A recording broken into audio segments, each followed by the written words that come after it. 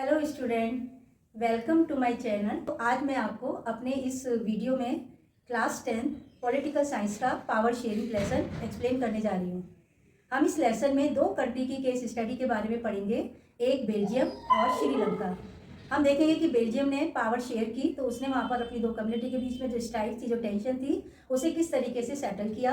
और श्रीलंका जिसने power share करने को मना कर दिया, पावर शेयर नहीं करी, तो वहाँ पर सिविल वॉर हुई। उसके बाद हम इस लेसन में मैं आपको ये भी बताऊंगी कि पावर शेयर कैसे कैसे की जाती है।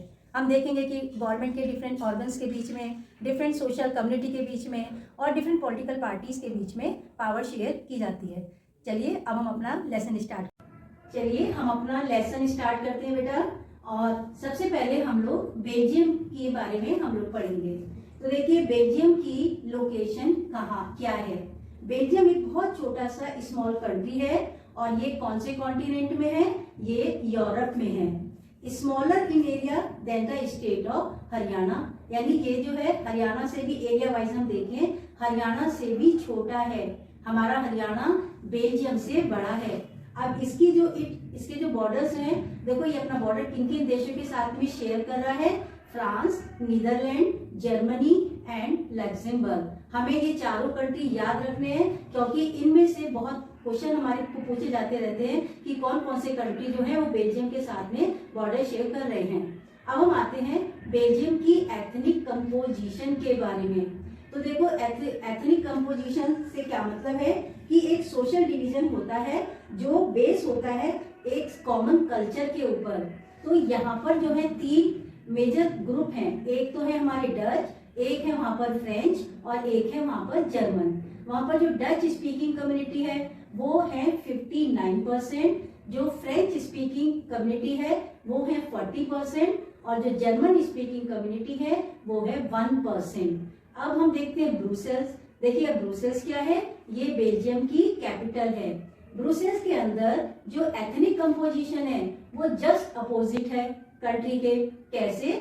यहाँ पर फ्रेंच स्पीकिंग जो है वो 80% है, जबकि कंट्री में हमने क्या पढ़ा था कि यहाँ पर जो फ्रेंच स्पीकिंग जो है वो केवल कितने हैं?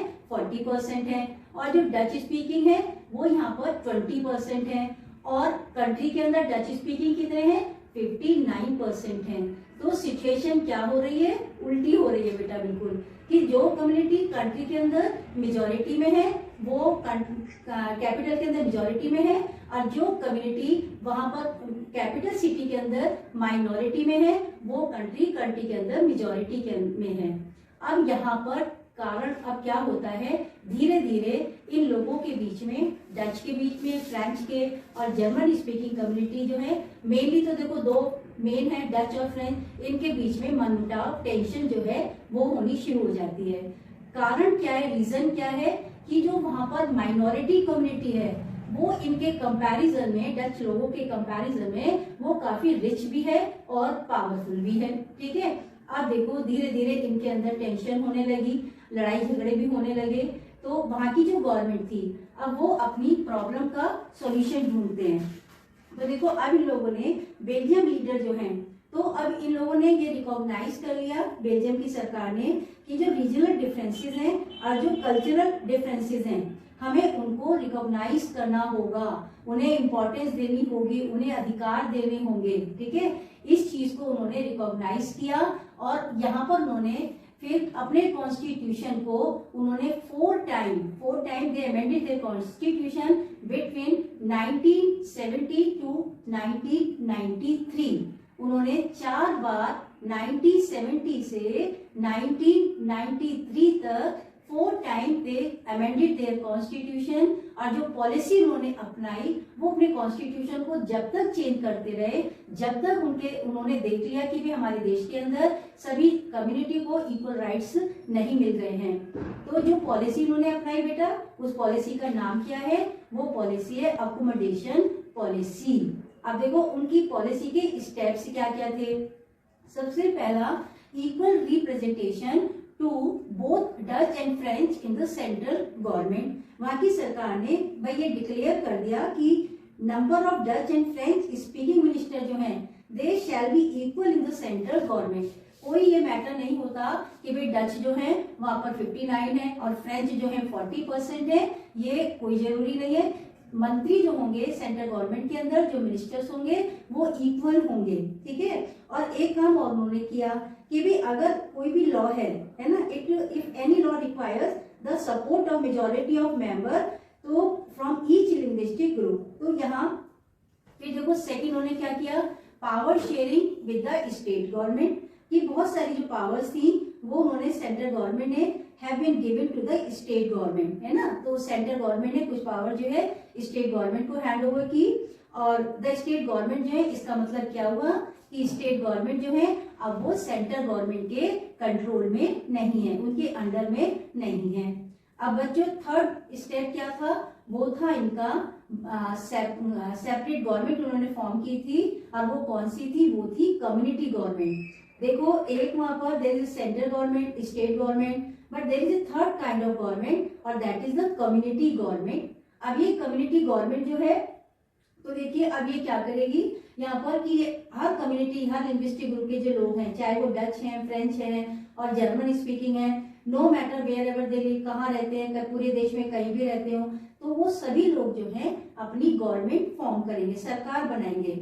अब ये सरकार का काम क्या होगा कि this government has the power regarding cultural, educational and language related issues, है ना, कि भाई ये अपनी कल्चर, अपनी एजुकेशन और अपनी जो लैंग्वेज है उससे रिलेटेड मसले जो है उनको ये देखेगी।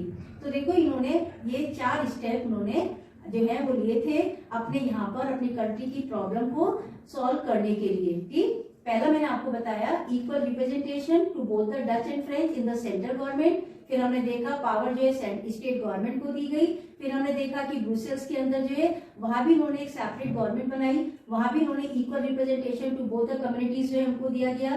अब ये बहुत समझदारी की बात थी देखो ब्रुसेल्स के अंदर, क्योंकि ब्रुसेल्स के अंदर हमने पढ़ा कि भाई यहाँ पर ब्रुसेल में जो फ्रेंच स्पीकिंग है वो 80% है ना, और जो डच स्पीकिंग है वो 20% है। इक्वल रिप्रेजेंटेशन के लिए अगर बात करें तो फ्रेंच जो स्पीकर हैं वो ये कह सकते थे कि हम तो यहाँ पर 80% हैं, लेकिन अगर ये यहाँ पर झगड़ा करते तो भैया ऊपर सेंट्रल गवर्नमेंट में डच लोग झगड़ा करते कि भाई यहाँ पर हम लोग ज्यादा है, तो इसलिए इन्होंने यहाँ पर कंप्रोमाइज किया, कंट्री ने, डच लोगों कंट्री के अंदर डच कम्युनिटी ने और ब्रुसेल के अंदर फ्रेंच कम्युनिटी ने। तो देखो बहुत जल्दी से इनकी प्रॉब्लम सॉल्व हो गई। तो यहाँ पर ये लगता है कि बड़ा कॉम्प्लिकेटेड सा है भाई, यहाँ पर इतनी सारी सरकारें हो गई हैं, है ना, लेकिन यहाँ पर हम देखें कि उनके इस सिस्टम ने जो है अवॉइड किया था जो सिविक स्ट्राइफ थी, जो दो डिफरेंट कम्युनिटी के बीच में जो डिस्प्यूट अराइज हो रहे थे वो सारे सॉल्व हो गए थे इससे। और एक सबसे बड़ी बात क्या है कि जब बहुत सारे, ये बहुत बड़ी अचीवमेंट है एक छोटे से कंट्री की, कि जब यूरोपियन कंट्री जो हैं वो आपस में मिलते हैं और उन्होंने डिसाइड किया था कि भाई हम यूरोपियन यूनियन का हेडक्वार्टर हम किसे बनाए, तो दे चूज बेल्जियम, है ना, तो उन्होंने जो ब्रुसेल्स को जो है वह चूजन एज द हेडक्वार्टर। तो बेटा मैंने आप लोगों को एक कंट्री उसके बारे में बताया कि जिसने पावर शेयर की है।